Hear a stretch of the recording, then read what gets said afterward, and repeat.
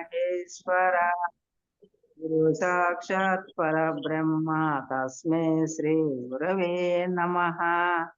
न गुरोरधिकं न गुरोरधिकं न गुरोरधिकं न गुरोरधिकं शिवशासनतः शिवशासनतः शिवशासनतः शिवशासनतः ब्रह्मानन्दं परमसुखदं केवलं ज्ञानमूर्ति द्वन्द्वातीतं गगनसदृशं तत्त्वमस्यादिलक्ष्यम् एकं नित्यं विमलमचलं सर्वदि साक्षीभूतं भावातीतं त्रिगुणरहितं सद्गुरुं तन्नमामि।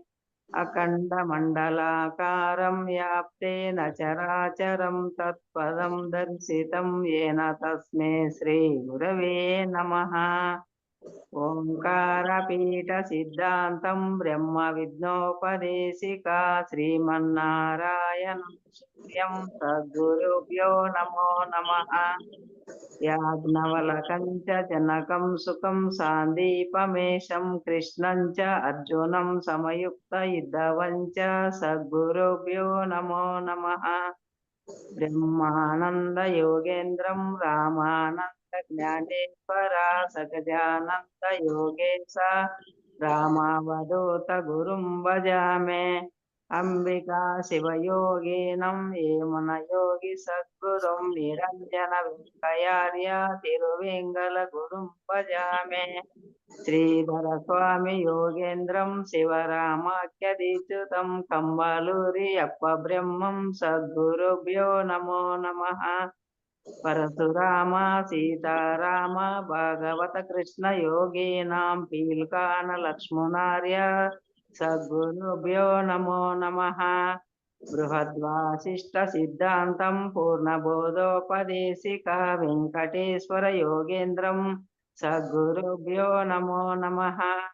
आत्मानात्मातीतमनिशं केवलात्मोपदेशिका श्रीवेणुलरामयार्य योगेन्द्रं सद्गुरुभ्यो नमो नमः। चराचरमतीतं च अचलपूर्णोपदेशिका श्रीपूर्णानंद पुल्लयार्य सद्गुरुभ्यो नमो नमः।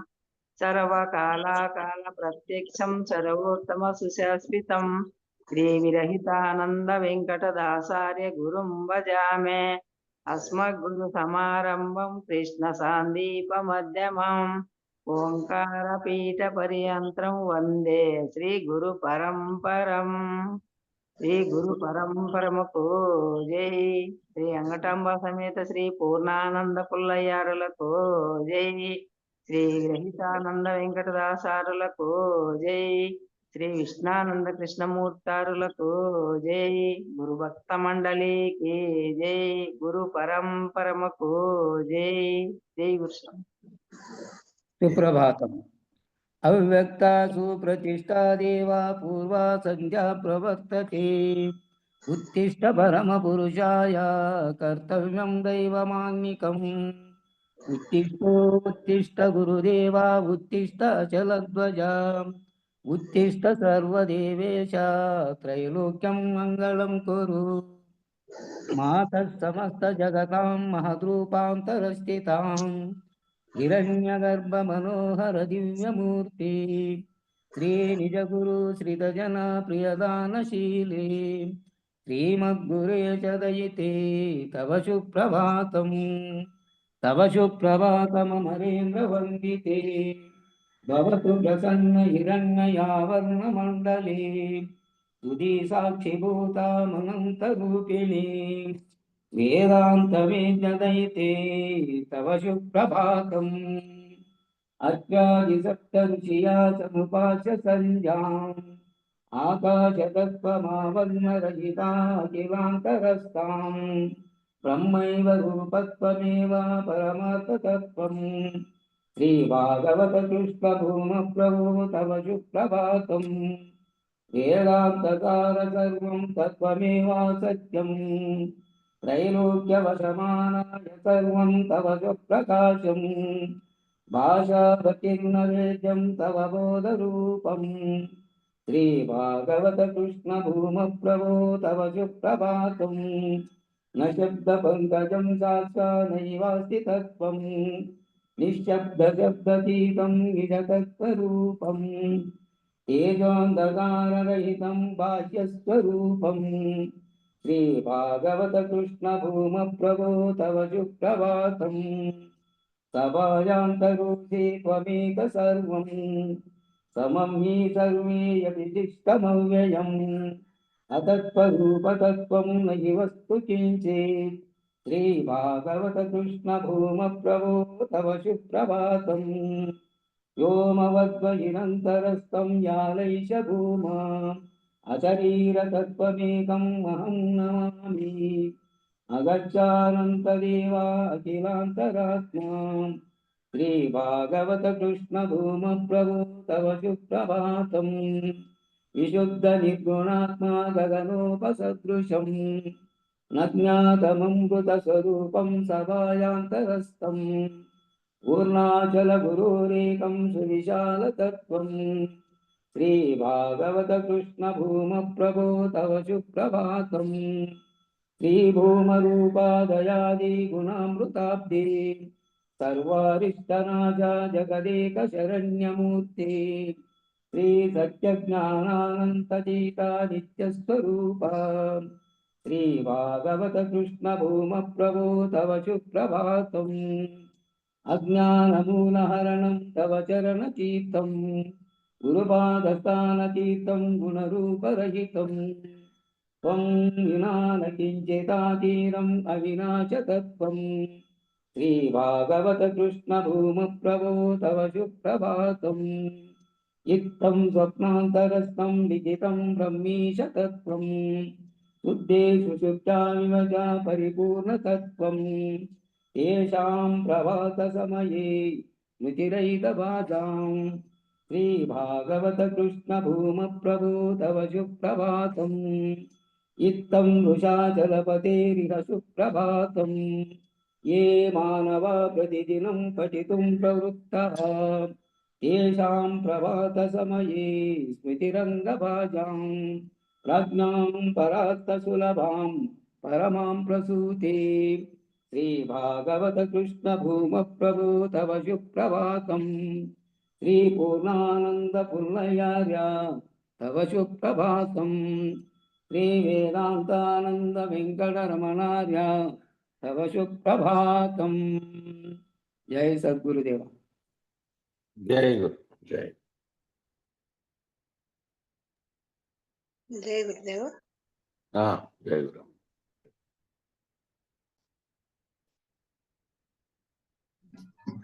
जय गुरुदेव स्वामी जय गुरु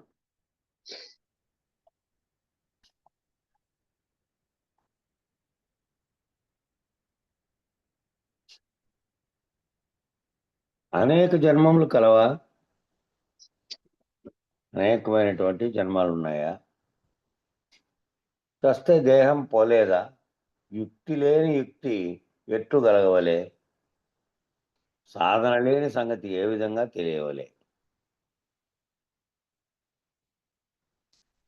ఇది ప్రశ్న వేసినారు గురువు కావాలే నేను గురువు కావాలి మంచి గురువు కావాలి గురువు మంచివాడు కావాలి దేహం ఎటువంటిదో తెలియవలే దేహము ఎవరి వల్ల కలిగను దేహమునకు ఆధారం ఏమి దేహం ఉన్నదో లేదో ఉంటే ఎప్పటికీ ఉన్నది లేకుంటే మొదట్లేనే లేదు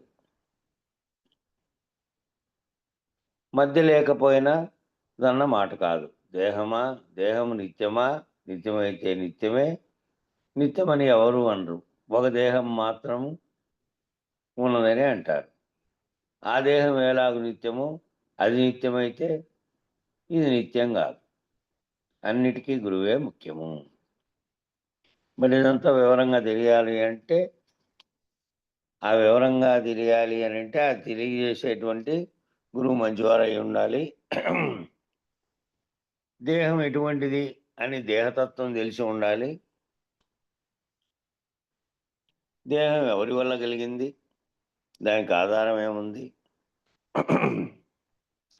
దేహం ఉన్నదో లేదో అంటే ఉంటే ఎప్పటిదాకా ఎప్పటికి ఉంది అది?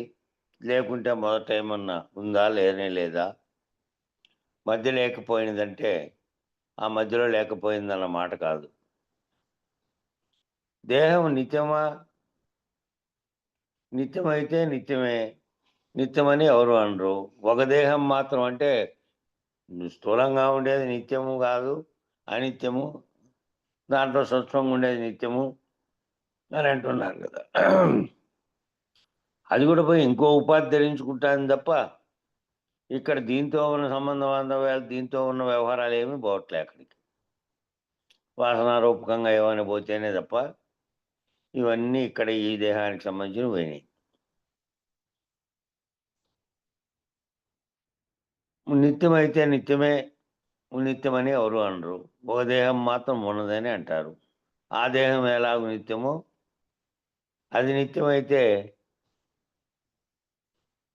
అది కానీ నిత్యమైతే ఇది నిత్యం కాదు. అన్నిటికీ గురువే ముఖ్యం. ఇవన్నీ అనుభవపూర్వకంగా ఎరిగినటువంటి ఇందులోని భావాన్ని ఎరిగినటువంటి గురువు గురుముఖత కూర్చున్నప్పుడు వివరించవలసినటువంటి అంశాలు. గురు ఉపదేశము పరిపూర్ణమే. గురువు ఉపదేశం ఇస్తాడు, మంత్రము మంత్రార్థం చెప్పి అది పరిపూర్ణమే. పరిపూర్ణమే తాను కావాలి. తానే పరిపూర్ణమైనటువంటి స్థితికి పోవాలి. తాను కాకుంటే ఎలాగూ? తాను ఆ స్థితికి పోవాలంటే తాను లేకుండా పోవాలి. తాను లేకుండాను తాను కనపడేదంతా సర్వము ఇప్పుడుంది కాబట్టి విచారణ చేత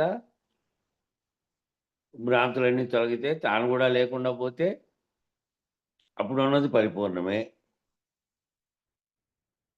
తానుండి తాను పరిపూర్ణం కావాలంటే కాబోదు. తానుంటే నేననేది ఉన్నది అనుకో, నేనుంటే కనబడే జగత్తు ఉంది, భావించేదంతా ఉంది, అహం అట్లాగే ఉంది కాబట్టి తాను పొందేటువంటి భావాలు సుఖదుఖాలు అన్నీ అట్లే ఉన్నాయి. ఆడే ఉండే చూడు స్వామి, సంజీవ్ స్వామి, సంజీవ్ స్వామి ఆడే రెండు ఇడే వచ్చే చూడు. ఇప్పుడు పరిపూర్ణమే తాను కావాలి. తాను కాకుంటే ఎలాగూ? తాను ఉండి తాను పరిపూర్ణం కావాలంటే కాబోడు. ఈ మాట ఈయనే చెప్పాడు, శివరామదీక్షితుడు చెప్పాడని గట్టిగా పూజారి అవునవునవును. నేనుంటే ఉండదు. నేనే, తానంటే నేనే. ఇంకా మరికి ఎవరి మధ్యలో వారికి నేనుంటే అహం ఉన్నట్టే, నేనుంటే సర్వము ఉన్నట్టే. నేను తొలగిపోతే అది లేదు. కాబట్టి తానుండి పరిపూర్ణం కావాలంటే కాబోడు. తనతో సహా సర్వము లేకుండా అయిపోయినప్పుడు ఏదైతే ఎట్లా ఉందో, ఏ రకమైనటువంటి పరిణామకారములు లేకుండా ఎప్పటికీ ఒకే తీరుగా ఏదైతే ఉందో అది ఉన్నది. తానుండగా తాను లేకపోడు. నేనుండగా నేను లేకపోను కదా. నేననే భావన ఉంది కాబట్టి నేనుండగా నేను లేకపోను. గురువు ఉపదేశం వల్ల తనువు తాను కూడా లేకపోవలేను. తనువు తాను ఇక రెండు చెప్పారు. తనువు తాను. తనువేమో శరీరం, స్థూల శరీరం. తాననేదేమో నేననే గుర్తిరిగే శరీరం. గురువుపదేశం పొందిన తర్వాత ఏంది పోవాలి? తనువు తాను కూడా లేకపోవలేను అని అంటే, తనువు అనే భావన లేకుండా ఉండేటువంటి, ఆ తనువు అనే భావన ఉండేవాడేమో నేననేవాడు. నేనున్నాడంటే తనువు ఉంది, తనువును భావిస్తున్నాడు, దాంట్లో నుండి పలుకుతున్నాడు. నేను లేను, తనువు ఉన్నది. ఒకవేళ తనువు ఉన్నది అంటే, తనువు లేకుండా ఎప్పుడు పోతుందంటే అది ప్రాణమైనప్పుడు ఎప్పుడో పోతుంది అనుకోండి, అది వేరే. కానీ ఇప్పుడు తాను లేకుండా పోతే ఇంక అది ఉన్నా కూడా లేనట్టే లెక్క. స్థూల శరీరం ఉంది, ఉన్నా దాంట్లో గుర్తిరిగే చైతన్యమే ముఖ్యమైనది. అదే అధిష్టానంగా ఉంది, అదే నడిపిస్తోంది. అది పోయిందనుకో, అది పోయిన తర్వాత ఇది ఉన్నా కూడా ఇది ఎప్పుడైనా పోయింది. దీంతో నిమిత్తం లేనటువంటి స్థితిలో ఉంటాడు. కాబట్టి గురువుపదేశం వల్ల పోవాలి. తనువు తాను కూడా లేకపోవాలి. లేకుండా ఉంటే ఇంక దాన్ని భావన చెందడానికి ఏమీ లేదు. ఇదంతా లేనిది, ఏది కలుగుతుందో ఏది నీకు కలుగుతుందో ఇవన్నీ కలగనప్పుడు ఉన్నది ఎట్లాగో ఉన్నది. పరిపూర్ణ స్థితి ఏ విధంగా సర్వవ్యాప్తమైనటువంటి ఈ జగత్తంతా లేనిది, ఈ జగత్తులో బ్రహ్మాండంగా ఉన్నటువంటి నక్షత్రాదులతో సహా సర్వము పుట్టకున్నప్పుడు ఏదైతే బయలు స్వరూపంగా ములుగు సందు లేకుండా నిండి ఉన్నదో అది ఎలాగో ఉన్నది. జగత్తు ఉన్నప్పటికీ ఉన్నది, పోయినప్పటికీ ఉన్నది. కాబట్టి నువ్వు ఇది పోగొట్టుకుంటే అది ఎట్లాగో ఉంది, అది ఉన్న రీతిలోనే ఉన్నది అనేది తాను గురూపదేశం వల్ల పొందవలను. గురూపదేశంలో ఇచ్చిన 2 మంత్రాలకు ఒకటి మూలమే లేదు, వచ్చింది తనకు తానుగా మూలం లేకుండా పోతుంది. ఒకటేమో ఎప్పటికీ ఉంది, అది బయలుగా ఉంది, అందులో ఏమీ లేదు, బయలు తప్ప ఇంకొకటి ఏమీ లేదు. ఈ ఉత్తబట్ట బయలు ఏమీ లేదు, మూలం లేని గుర్తిరిగే శరీరం ఏమీ లేదు. ఈ రెండింటి భావపూర్వకంగా తాను చర్య స్థితికి పొందడానికి జరిగేటువంటి సర్వ విచారణ కూడా ఎరుకను తొలగించుకొని భ్రాంతి నిర్మూలన చేసుకునేటువంటి విచారణే అంతా. అది నిర్మూలన అయిపోతే ఇక భావన చెందేది ఏది భావన చెందుతున్నావో ఆ భావన చెందేది ఇట్లా ఉంది, అట్లా ఉంది, ఇట్లా చెందాననేది ఏమీ లేదు. నిన్న వచ్చింది కదా మరణము, మళ్ళీ అది భావించేది ఉందా? లేదు. గాఢ నిద్రావస్థ ఏం భావిస్తుంది? ఏమీ లేదు. సమాధి స్థితి లేదంటే మూర్ఛ, మరపు, వీటన్నిటిలోనూ గుర్తెరిగే చైతన్యం లేదు కదా. లేనటువంటి భావ స్థితిలో అవి లేనటువంటి స్థితి అంటే ఇప్పుడు ఉన్నట్టుగా భావిస్తున్నటువంటి ఈ జాగ్రత్త అవస్థలో ఇప్పుడు చదువుతున్నట్టుగా భావిస్తున్నది కానీ, వింటున్నట్టుగా భావిస్తున్నది కానీ, వ్యవహరిస్తున్నట్టుగా వికారం చెందుతున్నట్టుగా భావిస్తున్నది కానీ కల వంటిదే. కల మేల్కొంటే ఎలాగూ లేదో ఆ విధంగా లేనిదే అనేది దాని ద్వారా ఆ గురూపదేశం విచారణ ద్వారా తాను ఆ స్థితిని పొందవాలి. కొంతమంది ఏమో తనువు లేదు, తాను ఉన్నాడని ఉపదేశం చేస్తారు. అది చాలదు, తాననే బంధం తొలగిపోవాలి. కొంతమంది అంటే ఇప్పుడు అద్వైతంలో చెప్పేటువంటి ఉపదేశం బ్రహ్మం తప్ప మరేమీ లేదు, బ్రహ్మం ఒక్కటే ఉన్నది, ఆ బ్రహ్మం నువ్వే అంటే నువ్వు ఉన్నావు. ఇంకా మిగిలిన శరీరంతో సహా సర్వ ప్రకృతి జగత్తు బ్రహ్మాండం అంతా లేనిదే, కేవలం లేనటువంటిది దృశ్యరూపకంగా నీకు కనపడుతోంది. ఆ త్రిపుటి పోతే దృశ్యము లేకుండా అయిపోతే ఏమీ లేదు, బ్రహ్మం మాత్రమే ఉన్నది అంటారు. ఆ బ్రహ్మం సంకల్పం కలిగించిన బ్రహ్మం కాబట్టి ఆ సంకల్పం కలిగించడానికి కారణమైన వస్తువు అట్లాగే ఉంది కాబట్టి, కారణ వస్తువు ఉంటే బీజం ఎప్పుడైనా కూడా కొంతకాలం సత్యత్వ స్థితిలో ఉండంటే గోడ మీద ఇత్తనంలాగా ఊరికే ఉంటుంది. గాలికి వచ్చి నెలలో పడితే దానికి నీళ్లు అన్నీ తోడైతే మళ్ళీ అది మొలకెత్తినట్టు గోడ మీద ఉన్నంతకాలం ఊరికే ఉంది సత్యత్వ స్థితిలో. కిందికి వచ్చి పడతానే వాటికి మలిచింది.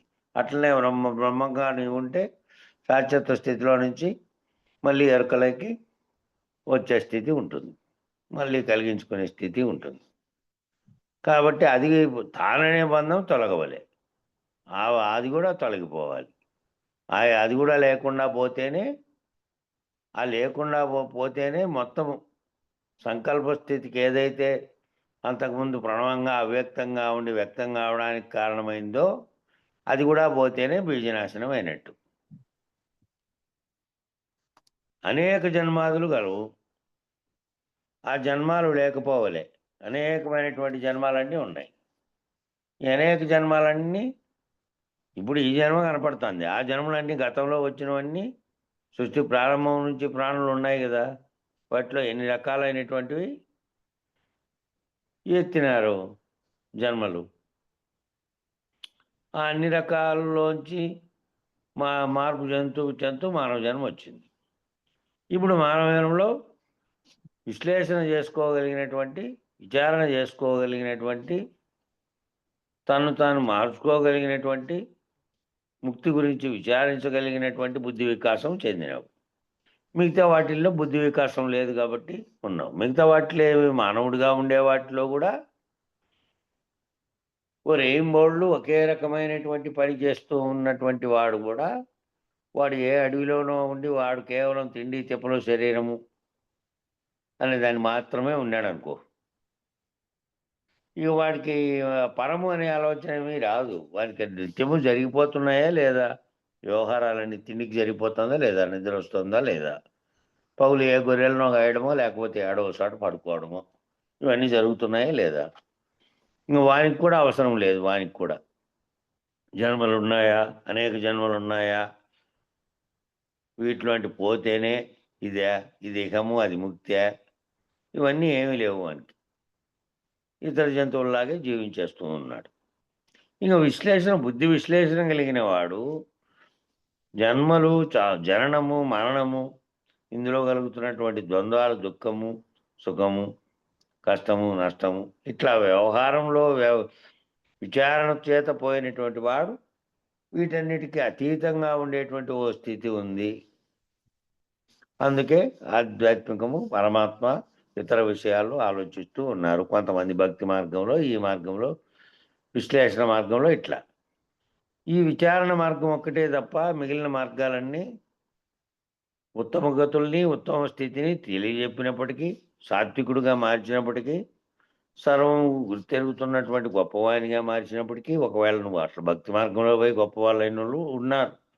అట్లా ఉన్నప్పటికీ నీవు నేననేటువంటి కడతేర్చుకోవడానికి మనకు వచ్చేటివి కాదు. ఇది విచారణాపరమైనటువంటి, జ్ఞానపరమైనటువంటి, గురు శిష్య భావంతో తత్వాన్ని తెలియజెప్పేటువంటిది కాబట్టి ఇది తెలుసుకోవాల్సిన అవసరం ఉంది. కాబట్టి అనేక జన్మాదులు ఉన్నాయి, ఆ జన్మాలు లేకపోవలే అంటే దేనికి జన్మాలంటే దేహానికే జన్మము. చస్తే దేహం పోలేదా అందురేమో, చస్తే దేహం పోయిందంటారేమో, పై దోవతి పోతే శరీరం పోయినదా, ఆ పైన దోవతి పోయింది, శరీరం ఏం పోలేదు. కూసం ఊడితే పాము చచ్చినదా, విత్తు ఉంటే చెట్టు కానేరదా. కాబట్టి విత్తనంగా మారి మళ్ళీ చెట్టు కావడానికి కారణమైంది ఉంది అట్లేగే. చెట్టు చనిపోయింది, చెట్టుగా ఉండే దేహం చనిపోయి స్థూలంగా కనపడేది. సూక్ష్మ స్థితిలో ఉన్నటువంటి విత్తనం ఉంది, ఆ విత్తనంలో మళ్ళీ అవ్యక్తంగా చెట్టు రూపం కూడా దాగి ఉంది. అదిగిన మొలిచిందంటే మళ్ళీ దీని రూపం అది కూడా సంతరించుకుంటుంది. అవ్యక్తంగా ఉన్నటువంటి దాంట్లో ఉన్నటువంటి రూపం. చెట్టు ఉంటే విత్తు కానేరదా, చెట్టు పోతే విత్తు పోదు, విత్తు పోతే చెట్టు పోవును, విత్తు కూడా పోతే చెట్టు స్థూలంగా ఉన్నది పోయింది. ఇంకా దానికి కారణంగా ఉండే వస్తువు ఉంది మళ్ళీ, అది పోతుంది కాబట్టి ఇది పోతే చాలదు, ఇది దీంతో పాటు అది కూడా పోవాలి. రెండు లేకుండా పోయినాయి అనుకో, విత్తు చెట్టు రెండు లేవు, మళ్ళీ విత్తనాలు ఉత్పత్తి చేసే చెట్టు లేదు. పోనీ మళ్ళీ చెట్టును ఉత్పత్తి చేసే విత్తనం అట్లే ఉందనుకో, మళ్ళీ అవకాశం ఉంది. కాబట్టి అది కూడా పోతే అది లేదు, రెండు పోవాలి. ఒకటి స్థూలంగా ఉన్నది, సూక్ష్మంగా ఉన్నది, రెండు పోతేనే మళ్ళీ విత్తనంగా ఇంకోటి మారదు. అచలం ఒక్కటే, శరీరం ఒకటి. రెండు, శరీరం ఉన్నంతసేపు అచలం లేదు, శరీరం లేకపోతే అచలమే అని చెప్పవలన తెలిసే ఉన్నది.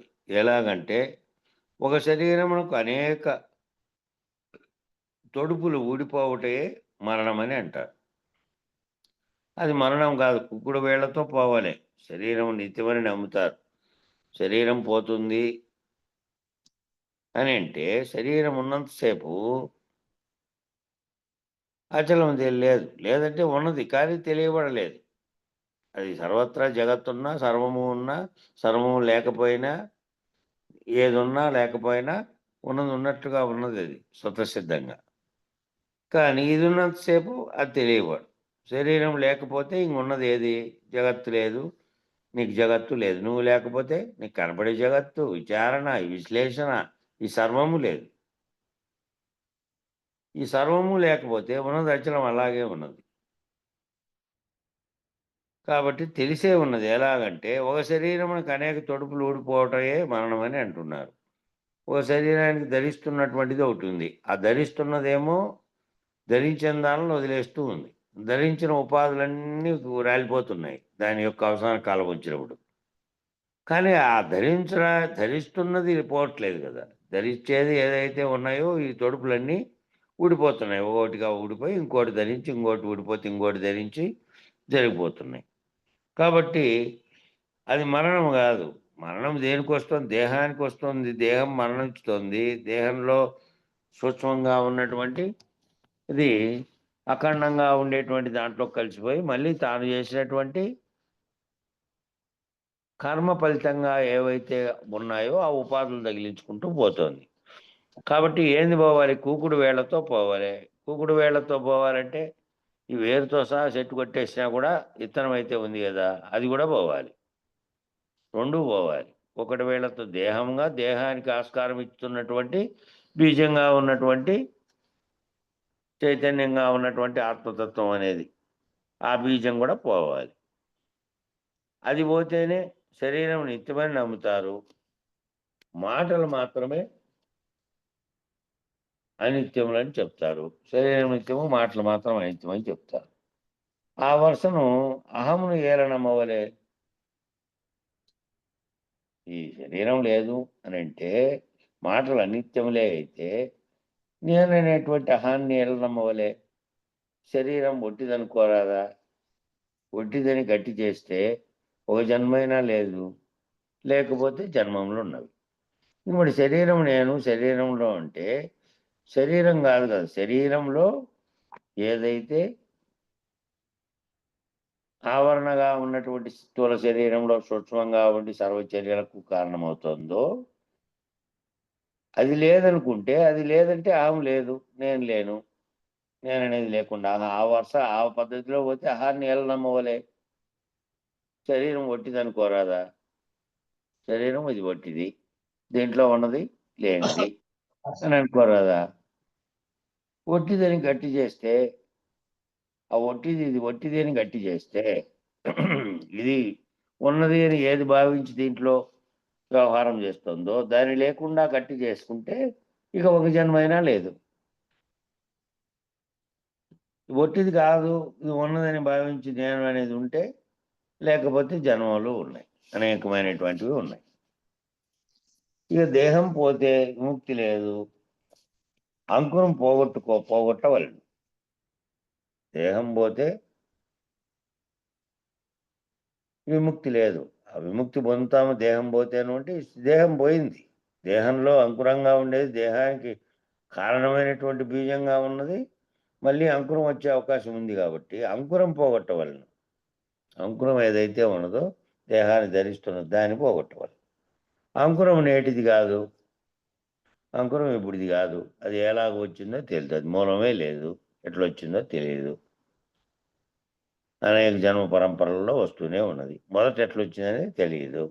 మూలం లేకుండా వచ్చింది. అది ఎలాగున పోవునంటే ఆవరణం లేని గురువు కావలను. అది ఎలాగ పోవాలి మరి? అది దీంట్లోకి ఎలా వచ్చిందో తెలియదు. అనేకమైనటువంటి శరీరాలను ధరించుకుంటూ వాటి వయసు అయిపోతానే అవి వదిలేసుకుంటూ మళ్ళీ జన్మకు కారణమైన వస్తువు అట్లాగే పోతూ మళ్ళీ అక్కడ తీసుకొని మళ్ళా అక్కడ అహం ఉత్పత్తి నేను అనుకొని కార్యాలు చేసి మళ్ళీ ఆ దానిలన్నింటినీ తాను కర్తగా ఉండి మళ్ళీ ఆ కర్త ఫలితాన్ని కర్మ ఫలితాన్ని అనుభవిస్తూ మళ్ళీ ఇదే తిరుగుతూ ఉంది. మరి దానికి కావాలంటే అది ఎలాగున పోవునంటే ఆవరణం లేని గురువు కావాలి. ఆవరణం లేకుండా ఉండే గురువే కావాలి. ఆవరణం లేకున్నాను అంటే నేనని భావించేటువంటి శరీరంగా ఉన్నటువంటి దాంట్లో అహం రహితమైనటువంటి గురువు కావాలి. నేను లేకుండా అయిపోయినటువంటి అశరీరుడైనటువంటి గురువు కావాలి. నామరూపాత్మకమైనటువంటి శరీరం ఉంటుంది. గురువు ఉన్నాడు కదా, కనపడుతున్నాడు కదా అంటే కనపడే గురువులో కనపడే కారణమైనటువంటి త్రిపుటి లేదు. ఆ కనబడుతున్నటువంటి మనకు ఇతరులకు అందరికీ కనపడుతున్నటువంటి ఆ గురువులో కారణ వస్తువు రహితుడై ఉన్నాడు. అశరీరుడుగా ఉన్నాడు. ఆవరణం అనేది లేనటువంటి స్థితిలో ఉన్నాడు. నువ్వు ఎవరైనా పోయి కోరితే తప్ప, కోరితే ఆవరణం లేకొచ్చే మళ్ళీ బోధిస్తాడు. ఆవరణ రహితుడైనటువంటి వాడు ఆవరణం లేకొచ్చే బోధిస్తాడు. అట్లాంటి అతను దొరికితే భ్రమ పోతున్నది. ఆవరణం లేని గురువు కనుక దొరికితే భ్రమ పోతున్నది. లేకపోతే నీళ్ళ మూట కట్టుకున్నట్లు ఉంటుంది. లేదనుకో, అటువంటి గురువు కాదనుకో, నీళ్ళను మూటగా కట్టుకుంటే ఎంతసేపు ఉంటాయి నీళ్ళు? బట్టతో మూట కట్టుకుంటే నీళ్ళు ఉంటాయా?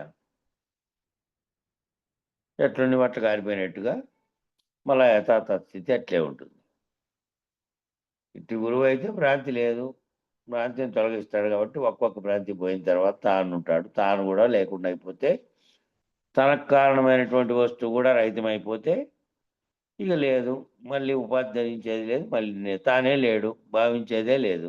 ఉన్నది ఒక్కటే, ఆ ఉన్నది ఇట్లా ఉన్నది అట్లా ఉన్నదని చెప్పడానికి కూడా వీలు లేనటువంటి స్థితిలో తాను గురువు రహితమైపోయి ఉంటారు. అట్టి గురువు దొరికితే, అట్టి గురువు దొరక్కపోతే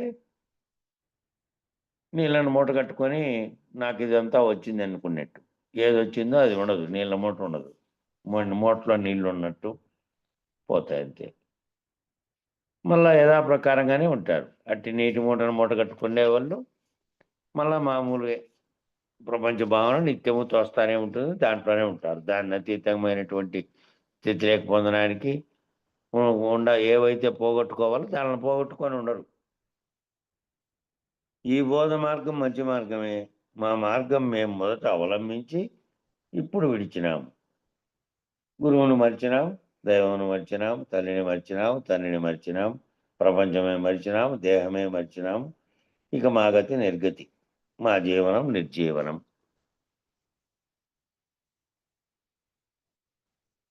ఏది చెప్తున్నటువంటి ఈ బోధ మంచి మార్గమే, కానీ మా మార్గం మేము మొదట అవలంబించి, ఆ మార్గాన్ని అవలంబించినప్పటికీ మేమున్నాం. నేనుంది, నేననేది ఉంది. మార్గం అవలంబించిన సమయానికి నేనుంది, అప్పుడు అవలంబించినాం. ఇది తెలియడం కోసం అవలంబించినాం, ఈ బోధ మార్గాన్ని అవలంబించినాం. అవలంబించిన తర్వాత, విచారణ చేసిన తర్వాత, గురూపదేశం మంత్రోపదేశం అయిన తర్వాత, దాని యొక్క అంతరార్థాన్ని గ్రహించి తాను కూడా ఏ విధంగా అయినామో అది అయిపోయిన తర్వాత దేన్ని మరవన్నారు, దేన్ని మరుపులో ఏముంది, నిద్రలో ఏముందో, ఏ రకమైనటువంటి భావస్థితి, భావరహిత స్థితి ఉన్నదే అది పొందినాం. పొందిన తర్వాత ఇంకేంది, ఏమీ లేదు కదా నీలో. గురువుని మర్చినాము అనంటే గురువుని మర్చిపోయినాము, మంత్రం చెప్పిన గురువునని కాదు. ఏదైతే దేహభావనగా ఉన్నటువంటిది ఉందో అది మర్చినాం. దైవంను మర్చినాం, తల్లిని మర్చినాము, తండ్రిని మర్చినామంటే ఇవన్నీ, ఈ బంధం అంతా కూడా లోక వ్యవహారంలో ఉన్నటువంటి ఈ అన్నీ కూడా నాస్తి నాస్తి నాస్తి అని ఎందుకు చెప్పారంటే, అవన్నీ ఉంటే అన్నీ ఉన్నాయి, జగత్తు ఉంది, అన్నీ ఉన్నాయి. కాబట్టి ఆ రకమైనటువంటి ప్రత్యేకంగా నేనున్నాననే భావన కానీ ఇంకోరు ఉన్నారనే భావనే లేదు. కాబట్టి అవన్నీ మర్చినాం. ప్రపంచమే మర్చినాం, దేహమే మర్చినాం, అన్నీ మర్చేసినాం. అన్నీ మర్చి ఏం చెందినాము? నిర్గతి చెందినాము. ఏ రకమైనటువంటి గతి లేదు. ఇక మా గతి నిర్గతి. మా జీవనం ఎటువంటిది అంటే నిర్జీవనం. జీవనం అనేది ఏది జీవిస్తూ ఉంటే దాంతో తాదాత్మ్యం చెందుతూ ఏదైతే ఉన్నా, నేను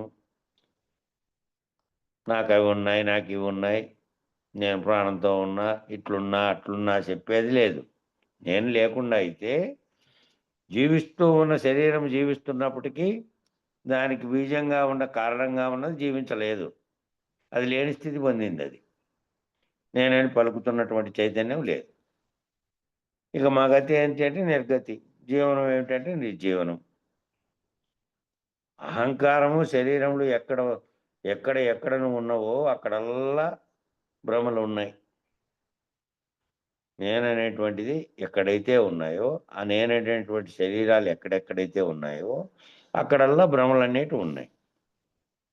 శరీరం నేననుకుంటే శరీరం చుట్టూ ఉన్నవి బంధాలు ఉన్నాయి. శరీరానికి ఏర్పడినటువంటి తల్లి తండ్రి తర్వాత వాళ్ళతో ఏర్పడినటువంటి పుత్రాదులు, భార్య, మనవళ్ళు, మళ్ళీ ఇంకా ఏజ్ అయ్యే కొద్దీ అట్లా ఆ బంధాలన్నీ ఉండడమే కాక నేనున్నంత కాలము అది అనుభవించేటువంటి స్థితిగతులన్నీ ఉన్నాయి.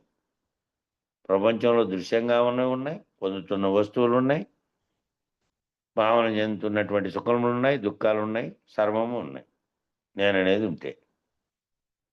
అహంకారంలో శరీరం ఎక్కడుంటే అహంకార శరీరాలన్నీ అహంకారము ఉంటే శరీరాలు ఎక్కడైతే ఉన్నాయో అక్కడల్లా ఇప్పుడు చెప్పినవన్నీ రకాల బంధాలతో పాటు అన్ని రకాలమైనటువంటి ద్వంద్వములు ఉన్నాయి. అంతటా అన్ని అహంకారములయే ఉన్నాయి. అవన్నీ అహంకారాలుగా ఉన్నవే ఉన్నాయి, అహంకారములయే ఉన్నాయి. అవన్నీ ఎవరికి వారు నేననే స్థితిలోనే ఉన్నాయి. అహంకారం విడిచితే చాలును. అహంకారాన్ని విడిచేస్తే చాలు. నేననేటువంటి పలుకుతున్న చైతన్యం ఏదైతే ఉన్నదో గుర్తెరుగుతున్నది. అది మిగిలిన వాటిల్లో కలవలేను. గాఢ నిద్రావస్థలో అచేతనంగాను ఏ విధంగా ఉందో ఆ విధంగా జాగ్రత్తలో ఉన్నటువంటి వాటిలన్నిట్లోనూ అహంను విడిచి ఉంటే గనక చాలు. నీవు లేవు కాబట్టి, నేనని భావించేదే లేదు కాబట్టి. అది విడుచుట ఎలాగంటే, మరి అది విడిచాలంటే ఎలాగు? గుర్తెరిగేదాన్ని విడిస్తేనే ఇక దీన్ని విడిచే పని అవసరం లేదు. ఇది ఎలాగో విడుస్తుంది అదే. మరి ఎలాగ విడిచాలి అది? అహంకారము విడిచితే చాలు అన్నారు. అది విడుచుట ఎలాగు? ఆ అహంకారం విడుచుట ఎలాగు? మూలం లేని గుర్తెరిగే శరీరం ఏమీ లేదు అని తెలుసుకోవాలి. ఇది తెలిస్తే చాలు. మూలం లేని గుర్తెరిగే శరీరము ఏమీ లేదని తెలుసుకుంటే చాలు. అది తెలిస్తే చాలు అన్నారు. అది తెలవాలి అనంటే మూలం ఎక్కడి నుంచి ఉందని భావించినావు, ఎక్కడి నుంచి వచ్చిందని వ్యవహరించినావు, ఆ వచ్చిన దానికి మొదట ఏ విధంగా వచ్చింది, మరి సృష్టి లేకపోతే మరి జీవులు లేవు దాంట్లో, అది ఎట్లొచ్చింది? ఇది సాంఖ్య విచారణ అంతా అందుకోసమే చేసాం. మొదట్లోకి పోయి ఏమీ లేనప్పుడు ఏముంది, వట్టి బయలు తప్ప ఏమీ లేనప్పుడు అందులో ఏ సంకల్పం చేత ఏది అంకురం కలిగి మళ్ళా ఇదంతటిని కలిగించింది. ఆ కలిగించేదానికి కారణమైనటువంటి ఆ కారణ వస్తువు ఎట్లా పుట్టింది? ఇది విచారణ అంతా చేసుకునే కోసమే ఆ విచారణ అంతా చేసుకున్న తర్వాతనే నీకు ఈ భావం కలగాలి. మొదట్లోనే మూలం లేని గుర్తెరిగే శరీరం ఏమి లేదనే మాట ఏమో తెలుసు కానీ దాని అంతరార్థంగా ఉన్నటువంటిది ఏ విధంగా లేనిది, ఏ విధంగా లేకున్నప్పటికీ కూడా ఆ భావన కలిగి మళ్ళీ ఏకమనేకం భవిత అనుకుంటూ ఇంతగా తయారయింది. బ్రహ్మాండంగా పరుచుకున్నటువంటి మహావృక్షం వలె. ఈ అనేదే తెలుసుకోవాలి.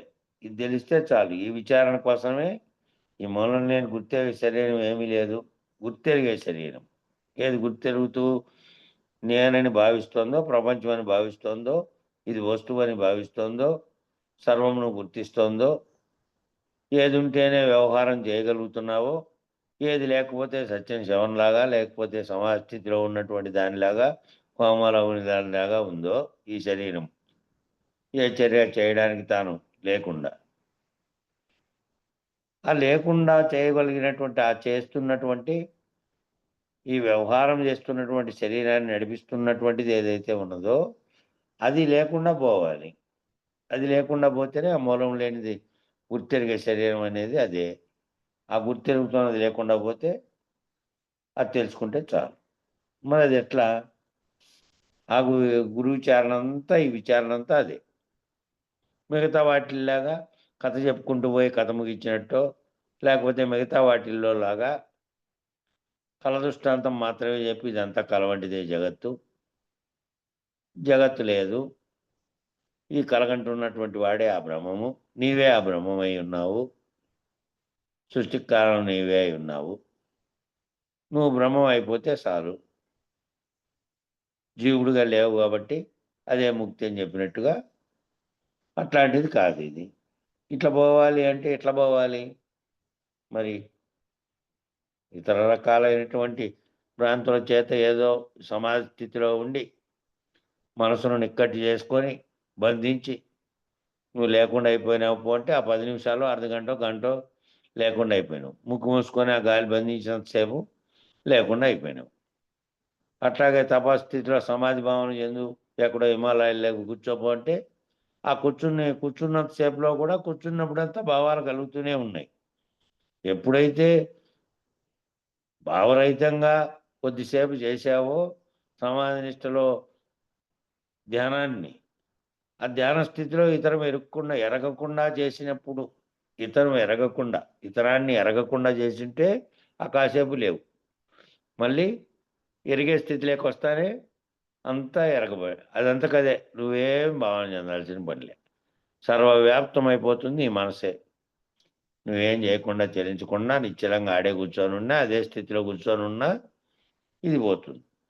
కాబట్టి దాని మొత్తం ఏం చేయాలి? అవన్నీ చేసేటువంటివన్నీ తాత్కాలికమైనవి. కాబట్టి ఈ విచారణ అంతా ఏం చేయాలంటే ఈ ఒక్కదాని చుట్టూనే తిరుగుతుంది. మూలం లేని గుర్తెరిగే శరీరం ఏమీ లేదు.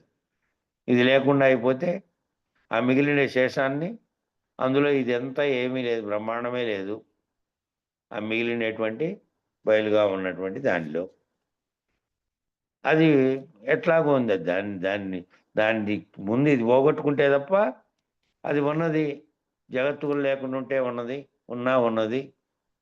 నీవున్నా నీవు లేకపోయినా సర్వవ్యాప్తమై ఎప్పటికీ ఒకే రకంగా ఉన్నది. మూలం లేనిదే లేదు, వచ్చి ఉన్నదిగా భావించి ఈ విధంగా అయింది. దీన్ని తెలుసుకోవాలి అని అంటే అది తెలిసినటువంటి అనుభవపూర్వకమైనటువంటి ఆ స్థితిని పొందినటువంటి గురువు కావాలి. విచారణ అంతా అదే. ఈ వాక్యం చుట్టూ తిరిగినటువంటిదే సర్వ విచారణ. ఆ మూలం లేని గుర్తెరిగే శరీరాన్ని పోగొట్టుకోవడమే. కాబట్టి సుషుప్తిలో ఎరుక ఉన్నదా? సుషుప్తి అనే దాంట్లో గాఢ నిద్రావస్థగా ఉన్న దాంట్లో ఎరుక ఉన్నదా? లేదు. మూర్ఛలో ఎరుక ఉన్నదా? మూర్ఛ చెందితే ఉన్నదా అంటే లేదు. మరుపు చెందావు, మరుపులో ఎరుక ఉన్నదా? లేదు.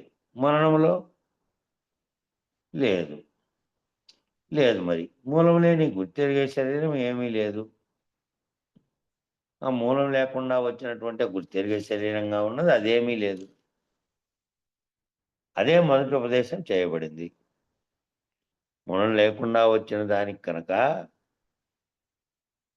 ఏదైతే ఆ మూలం లేకుండా వచ్చినది భావన చెందిందో, అది భావన చెందకుండా ఉండే రహితమైన స్థితిలో ఎరుకలో, ఆ సుషుప్తిలో కానీ, మూర్ఛలో కానీ, మరపులో కానీ, మరణంలో కానీ దేంట్లోనూ లేదు. జాగ్రత్త అవస్థలో నువ్వు తాదాత్మ్యం చెందుతున్నందువల్ల బుద్ధి. జాగ్రత్త అవస్థలో ఏది తాదాత్మ్యం చెందుతుందో జగత్తును కానీ, నిన్ను కానీ, చుట్టూ ఉన్నటువంటి దాన్ని కలవగా భావించి రహితపరుచుకునేటువంటిదే ఈ మూలం లేని గుర్తెరిగే శరీరం ఏమీ లేదని మొదటి ఉపదేశంగా చేయబడినటువంటి మంత్రం. ఈ ముందు ఇది కదా, ఇది పోతే తప్ప, ఇది ఎరుక పడితే తప్ప, ఆ ఏదైతే ఎరుక పరుస్తోందో ఆ పరుస్తున్నది కూడా పోతే తప్ప, దీన్ని ఎరుక పరుస్తున్నది కూడా విచారణ అంతా అయిపోయిన తర్వాత ఆ ఎరుక పరుస్తున్నది కూడా లేకుండా అయితే ఈ పైన చెప్పినటువంటి 4 అవస్థల్లో లేనటువంటి స్థితిలో తాను ఉంటాడు. నేను ఉంటాను అంటే మళ్ళా నేను ఉంటాను అంటే ఉంటానని కాదు. ఉంటే లేదు, మళ్ళా ఉండేది లేదు. తాననే ఉన్నట్లుగా భావిస్తున్నది కలవలే ఉన్నదంతే. కలలో జరుగుతున్నటువంటి వ్యవహారంగా ఉన్నది. ఆ కలగనేవాడు కలలో మాత్రమే నిజమని ఎట్లా భావించాడో, మేలుకుంటే లేదని ఎట్లా భావించాడో, అట్లా గురువాక్యం చేత మూలం లేని గుర్తెరిగే శరీరం లేదని మేలుకొని ఈ వ్యవహరిస్తున్నది లేదు, వ్యవహరిస్తున్నటువంటి చైతన్యమే లేదు అని గనక దాన్ని చేసుకుంటే, దాని భావన చెందితే ఇది లేదు, ఉన్నది ఎట్లాగో ఉన్నది. మరి శిష్యుని పద్మాసనం వేసుకొని ఎదుట కూర్చోమనేది, శరీరంలోనే సమస్త లోకములు ఉన్నమని అనుకోమనేది, జీవుడు పరమాత్మ, సూక్ష్మదేహము, ఈ దేహమే నేను అనుకోమనేది, ఈ దేహమే సమస్త లోకములు, సమస్త దేవతలుగా అనుకోమనేది, ఈ దేహం సత్యమా అసత్యమా అని అడగవలసింది, అది అసత్యమని పలుకును కనుక సత్యమేటిది ఏమిటిదని అడగవలసింది, ఏమీ లేదని శిష్యుడు చెప్పుచుండును. ఏమీ లేకుంటే సత్యం నిరూపించమని అడిగేది. ఏమి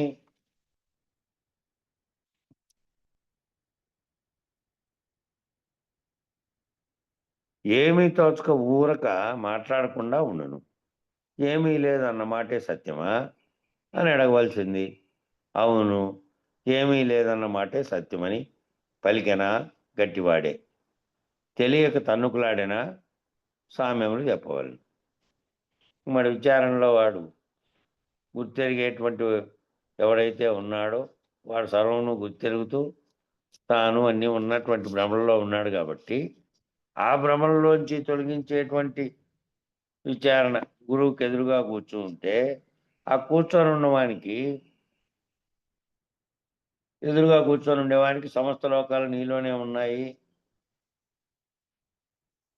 అని అనుకోమని కానీ అట్లాగే జీవుడు పరమాత్మ సూక్ష్మదేహము ఈ దేహమే నేను అనుకోమనేది. ఆ దేహమే సమస్త లోకాలు సమస్త దేవతలుగా ఆ దేహంలోనే ఉంది, మళ్ళా వేరుగా ఎక్కడో లేదు నీకంటేను. కాబట్టి దేహం అసత్యమా సత్యమా అని అడగాల్సింది. మరి దేహము సత్యమైందా అసత్యమైందా అని. అది అసత్యమేనని పలుకును. ఇది అసత్యమే దేహము. దీంట్లో ఒకటి దేహాన్ని కలగజేసేది ఉంది కదా, అది సత్యమని నమ్మినా అది మళ్ళీ అసత్యాన్ని, ఈ అసత్యమైనటువంటి దాన్ని మళ్ళీ కలగని మళ్ళీ సృష్టి చేసుకుంటూ ఉంటుంది. కనుక సత్యం ఏంటిది అని అడగవలసింది. ఏమీ లేదని శిష్యుడు చెప్పుచున్ను. ఏమీ లేదు, సత్యం అనేది ఏమీ లేదు. సత్యాలు నిజానికి వ్యవహరించిన తర్వాత తెలియబడినటువంటి రహితమైనటువంటి నేను లేకుండా ఉన్నటువంటి వారికి సత్యాసత్యములు రెండూ లేవు, ద్వంద్వములే లేవు, ఏ ద్వంద్వము లేదు. సత్యం అనేది ప్రత్యేకంగా లేదు. ఏమీ లేకుంటే సత్యము నిరూపించమని అడిగేది. ఏమీ లేదు అన్నాడు అనుకో, సత్యంగా ఉన్నదాన్ని నిరూపించలేవు. ఏమీ లేనప్పుడు అసత్యంగా ఉన్నదాన్ని నిరూపించలేదు. సత్యం అసత్యం తోస్తున్నది ఎవరికి? గుర్తెరిగేదానికి. గుర్తెరిగేది లేకుండా పోతే సత్యము తోచేకి, సత్యము నిరూపించేకి, అసత్యాన్ని నిరూపించేకి కూడా ఏమీ లేదు. ఆ ఏమీ తోచక ఊరికే ఉండినా ఊరికి మాట్లాడకుండా ఉండను. ఆ ఏమీ తోచకుండా ఊరికి మాట్లాడకుండా ఏమీ లేదు అన్నమాటే సత్యమా అని అడగాలి. అప్పుడు ఒకవేళ అవును అన్నాడు అనుకో, ఏమీ లేదన్న మాటే సత్యము అని పలికినాడా గట్టివాడే. ఆ ఏమీ లేదన్న మాటే సత్యమని పలికినవాడు కూడా లేకుండా అయిపోతే గురువు ద్వారా అది ఏమీ లేదని పలికేవాడు కూడా లేడు. ఇంకా ఒకవేళ తెలియలేదనుకో, ఏమీ లేదన్నమాట సత్యం ఏ విధంగాను అని తెలియకపోతే ఇక తన్నుకులాడినట్టే. ఏమీ లేదన్న అటువంటిది సత్యమని చెప్పాలంటే వానికి ఉదాహరణలన్నీ తెలిసి ఉండాలి. ఏమీ లేదన్నది సత్యమేను, ఉన్నదనుకున్నది నిజానికి కలలో ఉన్నట్టుగా ఉన్నదే తప్ప కల మేల్కొంటే ఏ విధంగా లేదో అట్లా ఇదంతా కూడా ఆ 4 అవస్థలుగా ఇంతకుముందు చెప్పిరే. అప్పుడు ఎక్కడ పోయింది? ఈ చైతన్యంగా గుర్తెరుగుతున్నది, సర్వమును చెబుతున్నది, మాట్లాడుతున్నది, వింటున్నది, కంటున్నది అంతా కూడా ఏమీ లేకుండా పోయింది కదా. స్థూలంగా ఉండే శరీరము మరణం చెందినప్పుడు లేదు, ఈ శరీరంలో గాఢ నిద్రావస్థగా ఉన్నప్పుడు లేదు, మరపు చెందినప్పుడు లేదు, మూర్ఛలోనూ లేదు. ఈ అన్నిట్లోనూ ఏమి లేదు, స్థూలంగా కనబడే దేహం ఆడే ఉంది. స్థూలంగా కనబడే దేహంలో గుర్తెరుగుతున్నటువంటిది నేనంటున్నది, నేనుగా వ్యవహరించి సర్వమును చూపింపజేస్తున్నది, తోస్తున్నది ఏమీ లేదు. ఇంకా లేదు కాబట్టి అట్లా కనుక అనుకుంటే దాని భావన స్థితి చెందింటే పర్వాలేదు, గట్టివాడైనట్టే శిష్యుడు. తెలియక తన్నుకులాడినాడు అనుకో, అప్పుడు సామ్యమును చెప్పవలను. సామ్యంలో అంటే ఉదాహరణలన్నీ చెప్పాలి. ఇంకా ఉదాహరణలన్నీ చెప్పి ఏ విధంగా లేదో, ఏ విధంగా ఈ ఏమీ లేదనుకుంటూ చెప్తున్నటువంటి మాత్ర ఏ విధంగా సత్యమో, ఊరికే ఏమీ లేదంటే సత్యంగా తెలియబడదు కదా. ఏమీ లేదు అనడానికి కారణమైనటువంటి ఉదాహరణలు ఏమేమి ఉన్నాయో అవి చెప్పి సామ్యాలు అవి ఎట్లా ఏమీ లేదో ఇవి విడిపించాలి. లేదంటే సందేహంగా ఉంటాడు. అట్లే కాబట్టి నిత్యమనగా ఎటువంటిది? 69వ ప్రశ్న. నిత్యం అంటే ఎటువంటిది? ఓ పిచ్చివాడా, అనిత్యమని ఉంటేనే నిత్యమని తోచేది. అనిత్యం అనేది ఒకటి ఉంది అంటేనే కదా నిత్యమని తోచేది. లేనిది అంటేనే ఉన్నది అనే మాట వస్తుంది. కాబట్టి అనిత్యం లేకపోతే నిత్యమని తోచేది ఎవరికి? ఇది అనిత్యం అని తోచకపోతే నిత్యమని కూడా తోచేది ఎవరికి? ఇంకా అబద్ధం ఉంటేనే కదా నిజం కావాలి, కానీ లేకపోతే నిజం ఎందుకు? పాపం ఉంటే పుణ్యం ఉన్నది, ధర్మం ఉంటే అధర్మం ఉన్నది, జ్ఞానం ఉంటే అజ్ఞానము ఉన్నది, కార్యం ఉంటే కారణము ఉన్నది. ఒకటి ఉంటే రెండు వస్తాయి. ఒకటి అంటుకుంటే రెండేలా వస్తాయి? ఊరికే మాట్లాడితే ఏలేగా, ఎలాగూ. ఒకటి ఉంది రెండు లేవు అని అనుకోబోకు. మరి అబద్ధము సత్యము, అబద్ధము నిజము అబద్ధము అనే పదాలంటే భాష పుట్టినప్పుడు పుట్టాయి అనుకో. ఒకవేళ ఈ రెండు పదాలు అనాదిగా ఉన్నటువంటి మానవునికి ఏ విధంగా అనిపిస్తున్నాయి? అప్పుడు పదమే లేదు. ఒకటి అబద్ధం అనే పదం కానీ నిజమనే పదము లేదనుకుందాం. ఎప్పుడో లక్షల సంవత్సరాల క్రితం ఆది మానవునికి. వానికి మళ్ళీ ఈ పదాలు ఉత్పత్తి కావడానికి కారణమైనది ఎప్పుడో ఒకసారి వాడు ఏదైనా ఒకటి ఉందని భ్రాంతి చెందించాడు. దూరం నుంచి చూసో ఓ వస్తువును భ్రాంతి చెందినట్టు భ్రాంతి చెందితే మళ్ళీ నిజంగా చూసినప్పుడు, దగ్గరికి పోయి చూసినప్పుడు తాను భ్రాంతి చెందినటువంటి వస్తువు నిజానికి లేదాడా, దూరం నుంచి అలా కనపడింది అని తెలుసుకున్నాడు అనుకో. అప్పుడు నిజము, అది నిజం, అది తెలుసుకోండి నిజం. అంతకుముందు భ్రాంతి చెందినది అబద్ధం. కాబట్టి ఈ పదాలు రెండు అబద్ధము నిజమనే పదాలు. తోస్తున్నది మొదట తోచింది, మళ్ళా తెలుసుకున్న తర్వాత లేనిది అని. కాబట్టి ఎవరికి తోచాలి? అనిత్యమని తోచాలి, నిత్యమని తోచింది అంటే భావన చెందినటువంటి వానికి. కాబట్టి అబద్ధం ఉంటే నిజం ఉంటుంది, నిజము అబద్ధము అనేటి రెండు ద్వంద్వాలు. అట్లా సర్వద్వంద్వాలు కూడా ఒకటి మాత్రం భావన చెందితేనే ఉంటాయి. లేకపోతే నిజమెందుకు? పాపం ఉంటే పుణ్యం అనేది ఉంది, ధర్మం అనేది ఉంటే అధర్మం అనేది ఉంది, ఈ జ్ఞానం అనేది ఉంటే అజ్ఞానము ఉన్నది. ఏ జ్ఞానం చేత ఈ అజ్ఞానాన్ని విచారించుతున్నాం? అజ్ఞానం పోగొట్టుకోవాలి జ్ఞానం చేత అంటున్నాం. ఆ జ్ఞానానికి కారణమైనది కూడా, ఆ జ్ఞానం దేనికైతే కలుగుతుందో కలుగుతున్నటువంటిది లేకుండా అయిపోయింది అనుకో, జ్ఞానం కూడా లేదు. జ్ఞానము విచారణ చేయడానికి పనిముట్టుగా ఉన్నది. ఇప్పుడు ఆ పనిముట్టుతో విచారణ అంతా చేస్తున్నాం. చేసిన తర్వాత జ్ఞానం పొందిన తర్వాత, జ్ఞానము అనేది భావన చెందిన తర్వాత, అజ్ఞానము అంతవరకు భావించినటువంటి అజ్ఞానం లేదు. ఇప్పుడు ఆ జ్ఞానము దేంతో తెలియబడిందో, జ్ఞానం దేంతో తెలియబడిందో అది కూడా లేదనుకో. తెలియబడేది తెలియకుండా ఉండేది రెండూ లేవు. జ్ఞానాజ్ఞానములు రెండు పోయినటువంటి స్థితి కలిగి ఉంది. కాబట్టి కార్యం ఉంటే కారణం ఉన్నది. ఆ కారణం కార్యరూపం ధరిస్తేనే వస్తువు అవుతుంది. అంతకుముందు కేవలం ఊహాత్మక స్థితిలో ఉందనుకో కారణం. కార్యరూపం ధరిస్తే నీ ముందర వస్తువు వస్తే అది కార్యరూపం ధరించినట్టు. అంతకుముందు కేవలం భావస్థితిలో ఉన్నది, కార్యరూపం ధరించి జగత్తులాగా వస్తువులాగా తయారయ్యింది. నీకు సంకల్పం కలిగింటే నీ సంకల్పం చేత నువ్వు పునరుత్పత్తికి కారణమైన భావన నీలో ఉండి నువ్వు కలిగితే మళ్ళీ నీకు ఇంకో శరీరానికి కలిపి ఆ భావనలోంచి వచ్చినటువంటి బిందువు మళ్ళీ ఇంకో ఉత్పత్తిని కలగజేసినట్టుగా వస్తుంది. కాబట్టి కారణమైనటువంటిది ఏదైతే జ్ఞానంగా ఉన్నదో అది కూడా లేదు, అది కలగజేసేటువంటి సంకల్పము లేదు. అది కలగజేసే సంకల్పం కూడా లేకుండా ఆ 4 స్థితులు చెప్పినప్పుడు ఏ విధంగా ఉందో, గాఢ నిద్రాస్థితిలోను అట్లాగే మూర్ఛలో, మరణంలో, ఇతర స్థితులు చెప్పి ఆ విధంగా ఎప్పుడైతే చైతన్యంగా ఉన్నటువంటిది, జ్ఞానంగా ఉన్నటువంటిది ఏదైతే లేకుండా పోయిందో ఆ స్థితిలో ఏమీ లేదు, నేను లేదు, నేనని భావన చెందేది లేదు, ఇతర రకాలైనటువంటి బంధాలు లేవు, ఇతర రకాలైనటువంటి అసలు ఆలోచించేదే లేదు, ఆలోచనకు అందేది లేదు. ఇది ఉన్నప్పటికీ, శరీరం ఉన్నప్పటికీ, ఏది కలగజేస్తోందో, దీన్ని గుర్తెరిగింపజేస్తోందో సకల జగత్తున అది లేదు. అది లేనప్పుడు ఇంకేముంది? ఏమీ లేదు.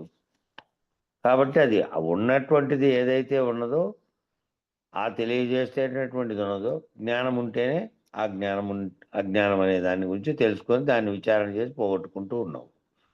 పోగొట్టుకోవడానికి కారణమైనటువంటి అజ్ఞానం, పోగొట్టుకోవడానికి కారణమైనటువంటి జ్ఞానము మళ్ళీ మరుపు చెందుతుంది, మళ్ళీ అజ్ఞానాన్ని పొందుతుంది. రెండు పక్కలా ఉంది ఓదానికే. బట్ ఏదైతే తెలియబడి అజ్ఞానం పోయిందో, పోవడానికి కారణమై ఉన్నదో, అది కూడా లేకుండా అయిపోవాలి. కార్యం ఉంటే కారణం ఉంటుంది, కారణం అనేది అది కార్యరూపం ధరిస్తుంది, మళ్ళా దానికి కారణం ఉంటుంది. రెండు ద్వంద్వాలు ఉంటాయి. ఒకటి ఉంటేనే రెండు వస్తాయి, లేకుంటే రెండోది లేదు. ఒకటి అనుకుంటే రెండేలా వస్తాయి, ఊరికే మాట్లాడితే ఎలాగూ. ఒకటి అనుకుంటే రెండేటికి వస్తాయి, ఊరికే మాట్లాడితే ఎలాగా అని. ఒకటి ఉన్నది, రెండూ లేవు అని అనుకోబోకు. రెండూ లేకపోతాయి. ఒకటి అనేది ఉంది, రెండు లేవాడా, ఒకటే ఉంది అని అనుకోబాకు. ఆ రెండూ లేకపోతాయి. ఎటువంటి వారికి తెలుస్తాయి? ఒకటి ఉంటే ఒకటి ఉన్నది అని అంటున్నాం కదా ఇప్పుడు కూడా. ఒకటి సర్వవ్యాప్తమై ఉన్నది, స్వతసిద్ధంగా ఉన్నది, ఒకటి ఎప్పటికీ ఉన్నది. జగత్తో కానీ, నీతో కానీ, దేంతో నిమిత్తం లేకుండా, ఎటువంటి పరిణామ వికారములు లేకుండా, సృష్టి ఉన్నప్పటికీ లేనప్పటికీ, నీకు కనిపించే జగత్తు ఉన్నప్పటికీ లేనప్పటికీ ఆ ఒకటి ఉంది అని అన్నామనుకో, ఆ ఒకటి ఉన్నది అనేది కూడా ఏడుంది? ఆ ఒకటి ఉన్నది తోస్తూ ఉన్నది, ఆ ఒకటి ఉన్నది అని తెలియబడుతూ ఉన్నది, రెండోది లేదు అదే ఉన్నది అని తెలియబడేవాడు కూడా లేడు కదా. ఆ ఒకటి ఉన్నది అని అనుకునేవాడు కూడా లేడు. ఆ ఒకటి ఉన్నదని కూడా అనుకోబాకు. ఇంక రెండూ లేవు, రెండూ లేకపోతాయి. ఉన్నాయని భావించేవాడే లేడు. అది ఉన్నదని కానీ, ఇది లేనిదని కానీ భావించేవాడే లేడు. రెండూ లేవు. ఏమీ లేనటువంటి ఏ స్థితి ఉందో అది ఉంది. కాబట్టి ఎటువంటి వారికి తెలుస్తుంది? ఎట్లా తెలుస్తుంది? శాస్త్ర విచారణే కాదు, కేవలం దృష్టాంతాలతో సహా, ఉదాహరణలతో సహా, గురుముఖంగా కూర్చొని, ఎదురుగా కూర్చొని ఎప్పుడెప్పుడు ఏది వచ్చిందో వాటిని వివరణ చేసుకుంటూ పోతే ఏవేవి లేకుండా అయిపోతాయో, నీలో నుంచి తొలక్కుంటూ అయిపోతాయో, అవన్నీ పోయిన తర్వాత అవన్నీ పోవడానికి కారణమైంది ఏదైతే ఉన్నదో అది కూడా లేకుండా అయిపోవాలి. అప్పుడు ఇద్దరు లేకుండా ఉన్నటువంటి స్థితిని పొందుతూ పోతారు. అది ఒక్క రోజా, వారి యొక్క పట్టుదల, వారి యొక్క తీవ్రత, తర్వాత ఎన్ని రోజులుగా, ఎంతకాలంగా ఇది చేసుకుంటూ వస్తున్నారు విచారణ, ఏ విచారణ అయితే చేస్తున్నారో, ఏం మాట్లాడుతున్నారో, ఆ చెప్తున్నటువంటి స్థితిని భావనలో పొందుతున్నారా, భావిస్తున్నారా? అట్లా నిదానంగా అయినా సరే, ఎన్నేళ్ళైనా సరే, తాము అట్టి స్థితిలో దాన్ని భావన చెందే వరకు విచారణలో అట్లాగే గురువుని అనుసరించి పోతూ ఉన్నారా లేదా అనేది ముఖ్యమైనది. వాళ్ళు ఏ వృత్తిలో, ఏ పని మీద ఉన్నప్పటికీ కూడా ఏదైతే సమయం వచ్చి, ఏ సమయం వస్తే ఆ సమయంలో తమకు కావాలని తనకు బుద్ధి పుట్టిందో అప్పుడు పోయి కోరి గురువుతో పొందుతూ ఉన్నా సరే, దాని యొక్క పట్టుదల అనేటువంటిది తాను తెలుసుకొని భావించే దాన్ని బట్టి ఉంటుంది. అది కొద్ది రోజుల్లో ఉన్నట్టుండి చెందేది కాదు. కాబట్టి నిరంతర విచారణ అనేది ఎందుకు చెప్పారు అంటే, దేహం ఉన్నంతసేపు ఆ దేహం అనే ఆవరణలో భావన చెందుతున్నటువంటిది ఉంటుంది. ఆ ఉంటున్నటువంటిది ఆ చలనం లేనటువంటి స్థితిలో తాను దేనితోనూ తాదాత్మ్యం చెందినటువంటి స్థితిలోకి రావాలి అంటే అంత ఆషామాషి కాదు. కాబట్టి నిరంతర విచారణ ద్వారా ఆరూఢుడై ఏ స్థితిలోనూ అది నిన్ను మళ్ళా పడగొడుతుందనే స్థితిలోకి లేకుండా ఉన్నటువంటి స్థితిలో నిలబడేకే అంత సుదీర్ఘమైనటువంటి ఇది మహా దుస్తరమైనటువంటి బోధ, కష్టమైనటువంటి బోధ, సులభగ్రాహ్యమైనటువంటిది కాదు తాను అనుభవంలోకి తీసుకోవాలంటే అని అనేక మంది ఋషులు మహాత్ములైనటువంటి వాళ్ళంతా చేసినప్పటికీ ఎవరో కొందరు మాత్రమే ఆ స్థితిని పొందినటువంటి దాన్ని గుర్తెరిగి చేస్తారు. ఈ మిగిలిన వాళ్ళందరూ చేశారు, కష్టపడినారంటే అందుకనే ఇది అన్నిటికంటే మిగిలిన వాటికంటే కాదు. అది ఎటువంటి వారికి తెలవాలో, ఎటువంటి స్థితిలో వాళ్ళు భావన చెందుతూ పోతూ ఉంటే అటువంటి వారే చెందుతారు. దానికి అంతకాలం అని ఎందుకు చెప్పారు? ఆ కాలము, ఆ శుశ్రూషలు అవన్నీ ఎందుకు చెప్పారంటే నువ్వు ఆ భావన స్థితికి పొందడానికే మామూలు విషయం కాదు కాబట్టి. అది ఎటువంటి వారికి తెలుస్తుందంటే అటువంటి వారికే అటువంటి ప్రయత్నం చేత, అటువంటి నిర్విరామమైనటువంటి కృషి చేత ఆ గురువును నువ్వు అంటిపెట్టుకొని ఉండేదాన్ని బట్టి నిరంతరం శరీరం ఎక్కడో ఉన్నప్పటికీ ఆ గురు సూత్రాన్ని, వాక్యాలనైనా విచారం ద్వారా వెంటబెట్టుకొని నడుస్తూ ఉంటేనే అది ఏదో ఒకనాటికి నీకు ఆ స్థితి కలుగుతూ ఉంది. నిత్యంగా కలగడానికి వెంటనే ఇట్లా బ్యాటరీ లైట్ వేస్తానే చీకటి పోయింది అనడానికి ముందు ఈ బ్యాటరీ పొందడానికి, దీంట్లోకి శక్తి పొందడానికి సరైనటువంటి సమకూర్చుకునే వస్తువులే ఈ విచారణ అంతా. ఇంకా అక్కడ దాకా పోయిన తర్వాత ఒక్కసారిగా పోయింది, చీకటి పోయి వెలుగు ఉంది. ఆ వెలుగు కూడా ఆ గుర్తెరిగిన తర్వాత వెలుగు ఆరిపోయినప్పటికీ కూడా ఆ వెలుగు ద్వారా నీలో వచ్చినటువంటిది భావనలో ఉంది. ఆ తెలుసుకునేటువంటి వెలుగు, అంతకుముందు ఉన్నటువంటి చీకటి ద్వంద్వాలు అనేటివి రెండు పోయినటువంటి స్థితిలో ఉన్నావు, భావరహిత స్థితిలో ఉన్నావు అని అర్థం. కాబట్టి అంత కష్టమైనటువంటి సుదీర్ఘమైనటువంటి విచారణ చేత మాత్రమే తెలియబడుతుంది, సులభంగా వచ్చేది కాదు. సమయం సరిపోయింది. అచల ప్రకరణము కేవలాత్మ వివరణ అనేది రేపు విచారణ చేద్దాం. జయ గురు. మంగళం చెప్పండి. మంగళం చెప్పమ్మా. చెప్తా స్వామి. సకల దేశములందు సర్వకాలంబుల సకల వస్తువులందు సందులేక సకల శర సాక్షిరహితుడవైన సగుణ నిర్గుణాతీత సద్గురుదేవా మంగళము మంగళము. శ్రీ పుల్లయ్యార్య మంగళము మంగళము. జై పూర్ణానంద మంగళము మంగళము. శ్రీధర స్వామికి శిశుడై నెలసిన శివరామ దీక్షితుల సేవ చేసి భావాతీత దేవ రక్తం వైన దేవ గురుపీఠము త్రోవ నెరిగిన స్వామి మంగళము మంగళము. శ్రీ పుల్లయ్యార్య మంగళము మంగళము. జై పూర్ణానంద మంగళము మంగళము. క్రామ క్రోధముల కడ తెచ్చు మనమున వేమారు పూటంగా వేసారియో స్వామి శ్రీ వేముల రామ గురువర్యులు ప్రేమతో పూజించి భూమా దెల్పిన స్వామి మంగళము మంగళము. శ్రీ పుల్లయ్యార్య మంగళము మంగళము. జై పూర్ణానంద మంగళము మంగళము. ధరను కృష్ణ పురవరమున వెలసియో కరుణతో శిశుల కావనించి సరియ గుణ చాలా పరిపూర్ణంబు నెరిగించి మరుపు తెరుపులు బాపు మహనీయ నీకు మంగళము మంగళము. శ్రీ పుల్లయ్యార్య మంగళము మంగళము. జై పూర్ణానంద మంగళము మంగళము.